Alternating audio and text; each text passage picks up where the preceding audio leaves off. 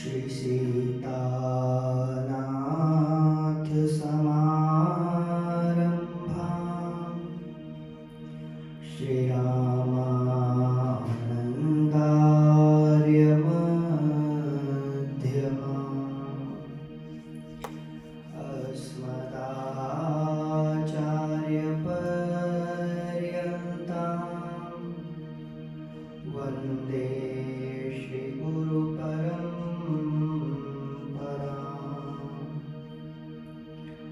श्री राधा साध्यं साधनं यस्य राधा मन्त्रो राधा मन्त्रदात्री च राधा सर्वं राधा जीवनं यस्य राधा। श्री राधा राधा वाचिकं तस्य शेषम् भूतैर्महद्भिर्य इमाः पुरो विभुर् निर्मायशेते यद्मूषु पूरुषः भुङ्क्ते गुणान् षोडश षोडशात्मकः सोऽलं प्रहृष्ट भगवान् वचांसि मे। माता रामो मत्पिता रामचन्द्रः स्वामी रामो मत्सखा रामचन्द्रः सर्वस्वं मे श्रीरामचन्द्रो दयालुः नान्यं जाने नैव जाने न जाने। श्रीराम कथा के रसिक तुम भक्तराज मति धीर आए सो आसन लीजिए। तेज पुंज कपिवीर आए सो आसन लीजिए। तेज पुंज कपिवीर। श्री राम जय राम जय जय राम। श्री राम जय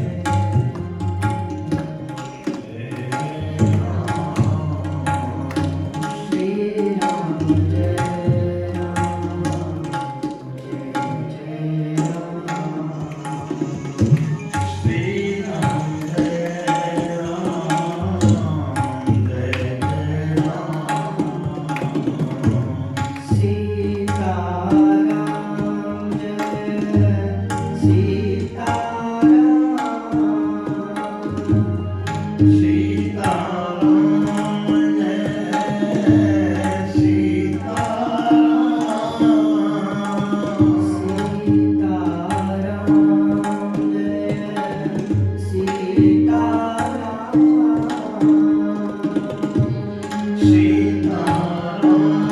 जय सीताराम। सीताराम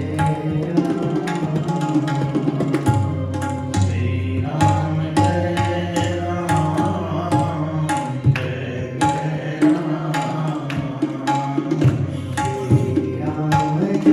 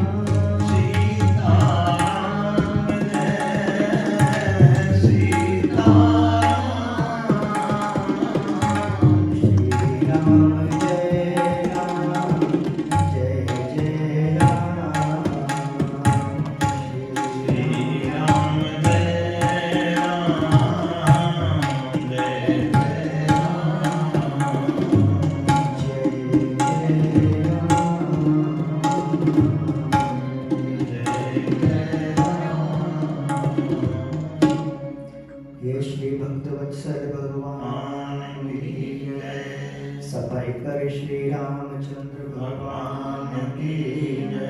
श्री हनुमान जी महाराज की जय। श्री गोस्वामी जी महाराज की जय। श्री सत्य सनातन धर्म की सब संतन की जय। सब भक्तन की जय। श्री वृंदावन बिहारी लाल की जय। जय श्री राधे। जय जय श्री राधे। जय जय श्री राधे।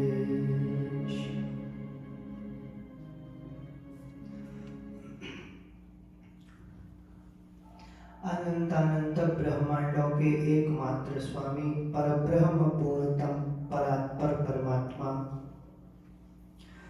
अकारण करुणा पूर्णालय भक्त वांछा कल्पतरु दीन बंधु दीनानाथ प्यारे भगवान श्री रामचंद्र सरकार, इन्हीं की अहेतुकी अनुकंपा से हम और आप लोग इन्हीं के श्री चरणों में विराजमान होकर अपने जीवन को धन्य करने के लिए इन्हीं की कुछ चर्चाओं को श्रवण करने के लिए विराजमान है। प्यारों, कल हम और आप लोगों ने अनेक राजाओं के प्रसंग श्रवण किए हैं। हम लोगों ने यह सब भी श्रवण किया है कि किस प्रकार से रावण जितने भी भगवान श्री राम जी के पूर्वज महापुरुष सूर्यवंशी अनेक अनेक प्रतापी महाराजा हुए हैं, सबके पास रावण गया, प्रयास किया, हर बार उसके हाथ में असफलता और पराजय ही लगी। खट्वांग नाम के जो राजा थे भगवान श्री राम जी के पूर्वज, ये तो इतने प्रतापी थे कि एक बार दैत्य देवताओं का युद्ध हुआ, इन्होंने जाकर देवताओं की सहायता करी और देवता लोग युद्ध को जीत गए।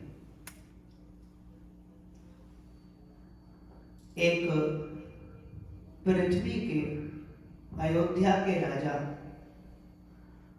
महाराज श्री खट्वांग जी ने एक मनुष्य होकर हम देवताओं की सहायता करी। देवराज इंद्र बहुत प्रसन्न हुए, कहा राजा जो चाहे वो मांग लीजिए। खट्वांग राजा बहुत चतुर थे, भगवान का भजन जो करता है उसी को चतुर कहते हैं। आजकल चतुर की परिभाषा बदल गई, जो संसार में उल्लू बनाना जानता है उसको चतुर बोल देते हैं। बाकी सत्य क्या है ये तो श्री हनुमान चालीसा में आप लोगों ने पढ़ा ही होगा। विद्यावान गुणी अति चातुर, राम काज करबे को आतुर। अत्यंत चतुर, विद्यावान, बुद्धिमान, श्रेष्ठ, विवेकी, ज्ञानी, पंडित, विद्वान कौन? बोले जो राम काज करबे को आतुर, रामचरित्र सुनबे को रसिया। जो भगवान के चरणों में समर्पित है वही बुद्धिमान है। खट्वांग ने कहा देवराज पहले आप ये बतावें मेरी आयु कितनी शेष है। देवराज इंद्र ने ध्यान करके बताया, हे राजन आपकी आयु केवल एक मुहूर्त की बची हुई है। बहुत कम मिनट होते हैं एक मुहूर्त में। तो बोले मुझे इसी क्षण मेरे प्यारे श्री अयोध्या धाम में भगवती श्री सरयू महारानी के तट पर पहुंचा दीजिए। पलक झपकते ही उन्होंने देखा कि मैं सरयू जी के किनारे हूँ। तत्काल आचमन किया है, पवित्रीकरण किया है, प्यारे श्री ठाकुर जी के ध्यान में बैठे हैं और श्री राम जी का स्मरण करते करते वो भगवान के श्री साकेत धाम को गए हैं। तो रावण इनके पास नहीं आ पाया, लेकिन इनके पुत्र हुए थे श्री दिलीप जी महाराज। एक बार प्यारे प्रभु की सेवा के लिए जल भरने के लिए वो पात्र लेके गए थे, कलश, कलश का पात्र। तो श्री ठाकुर जी की सेवा के लिए अपने हाथ से कलश धो रहे थे भगवान के लिए। रावण पहुंच गया, ए महाराज क्या करते हो? अरे बोले आप कौन? बोले मैं लंकेश्वर रावण, आपका कैसे आना हुआ? तो उन्होंने देखा, बोले हम तो युद्ध करने आए थे पर आपको कलश धोते देखा, तो आप तो सेवकों वाले, नौकरों वाले काम कर रहे हैं। हाँ, तो महाराजा दिलीप ने कहा, रावण, प्यारे प्रभु के तो सब दास ही हैं, भगवान के तो हम दास ही हैं ना, तो भगवान की सेवा तो करनी चाहिए और अपने हाथ से करनी चाहिए। प्यारे प्रभु की सेवा में नौकरों को नहीं लगाना चाहिए कि तुम फूल ले आओ, तुम पोशाक ले आओ, हम सब कर देंगे बाद में। नहीं, अपने हाथ से जो सेवा की जाती है, या हाथ से कोई न कर पाए तो मन से करे, मन से जो सेवा की जाती है उसी का फल मिलता है। रावण ने सोचा ये कोई बड़े दुर्बल है, बोले हमसे युद्ध कर लो। बोले आप लंकेश है ना? बोले हाँ। बोले ये देखो, आओ बैठो। लंकेश को दिखाया, सरयू के किनारे जो रेत थी उसमें एक मैप बना दिया, मानचित्र, नक्शा। बोले लंका है ना? बोले हाँ। बोले ये बना दिया। ये राजमहल? बोले हाँ। ये राजमहल के ऊपर रखा सबसे बड़ा स्वर्ण का, सोने का कलश लंका का है। हाँ, रावण बोला जी। तो उसको उंगली से ऐसे मिटा दिया। बोले रावण जाओ लंका में, और यदि लंका की दुर्दशा देखने के बाद भी हमसे भिड़ने का मन हो तो फिर आ जाना, स्वागत है। रावण ने सोचा ये क्या किया इन्होंने। जाकर गया, देखा तो सब लोग रो रहे हैं, चिल्ला रहे हैं, चीख रहे हैं, समुद्र किनारे खड़े खड़े दुखी हो रहे हैं, पूरी लंका का सत्यानाश हो गया, सब रो रहे हैं, दुखी हैं। रावण ने पूछा क्या हुआ भाई, क्या बात है, आप लोग इतने परेशान? अरे बोले महाराज, आपके राजमहल के ऊपर जो सबसे विशाल 1000 मन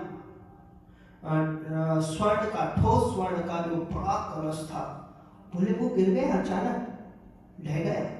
और उसके नीचे जो 2 छोटे छोटे कलश थे, फिर वो उनके छोटे, फिर उनके नीचे 4-5, फिर उनके नीचे 8-10, ऐसे करके पूरी लंका में कलश ही कलश गिर पड़े। सब सत्यानाश हो गए, सबके गल लट गए, पिट गए, बर्बाद हो गए। रावण चुपचाप वहां से चला गया। बाप रे बाप, ये अयोध्या के राजा प्रतापी ही नहीं, बड़े दयालु भी होते हैं। इन्होंने बड़ा अच्छा किया जो पूरी लंका में हाथ नहीं फेरा, नहीं तो कुछ नहीं बचता। अब आगे महाराजा रघु हुए। रघु के पास भी ये आया था, जिनके नाम से रघुवंश प्रसिद्ध हुआ है। महाराजा दिलीप गौ माता की बहुत सेवा करते थे। गौ माता की कृपा से ही उनके श्री रघुवंश में सर्व प्रसिद्ध श्री रघु जी महाराज हुए थे। श्री रघु जी गौ माता की कृपा से हुए थे। तो प्यारो, श्री रघु जी महाराज संध्या कर रहे थे, और संध्या करते करते आगमर्षण का मंत्र जप रहे थे, मंत्र कर रहे थे। आगमर्षण जो संध्या में होता है ना, ऐसे जल लेते हैं, ऐसे नाक पे रखते हैं, तो ऐसे करके मंत्र पढ़ते हैं। ब्राह्मण लोगों को देखा होगा आपने। ओम ऋतय च सत्यय च अभिद्धा तपसोध्य जायत ततो रात्रे जायत ततः समुद्रो अर्णवः समुद्रादर्णवादधे संवत्सरो अजायत अहोरात्राणि विदधत्। मंत्र पढ़ते पढ़ते श्री रघु जी महाराज ने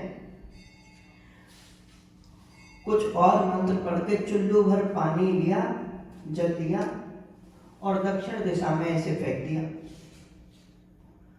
रावण सोच में पड़ गया, ये इन्होंने क्या किया, ये तो संध्या में कोई ऐसी विधि होती नहीं, और दक्षिण में मंत्र पढ़ के फेंका है, दक्षिण में तो मेरी लंका है। तो वो चिंता में आ गया। संध्या पूर्ण हुई तो उसने पूछा, महाराज मैं चारों वेदों का ज्ञाता रावण, चारों वेदों की संध्या अलग अलग होती है, सबका मुझे ज्ञान है, चारों वेदों की शाखाओं के अनुसार संध्या होती है, उसका भी मुझे ज्ञान है, परंतु किसी वेद की किसी शाखा में किसी संध्या में ऐसा विधान तो नहीं है कि आप अगमर्षण के मंत्र के बाद चुल्लू भर जल लेकर के दक्षिण दिशा में कुछ मंत्र पढ़ के फेंके। रघुजी महाराज बोले, रावण विधान तो नहीं है, मैं भी जानता हूं, पर मैं एक राजा हूं, और राजा का अर्थ होता है प्रजा का रक्षक, प्रजा का पालक पोषक, और प्रजा में केवल मनुष्य नहीं आते हैं, जितने भी जीव जंतु भी हैं, पेड़ पौधे भी हैं, वे सब प्रजा में आते हैं। वहां पर एक गौ माता को एक सिंह जिसका पेट भरा हुआ है, वह गौ माता को मारना चाहता था। मैंने यहां से जल फेंका तो वो सिंह मर गया। ऐसे प्रचंड प्रतापी सिंह को मारना आवश्यक था, जो अति दुष्ट हो गया था। अच्छा महाराज, मैं चलता हूँ रावण। मैं सोचा जाके देखूं, तो देखा सच में थोड़ी दूर एक जंगल में एक केसरी, केसरी मतलब शेर, सिंह मरा पड़ा है, और गौ माता वहां पे घास चल रही है।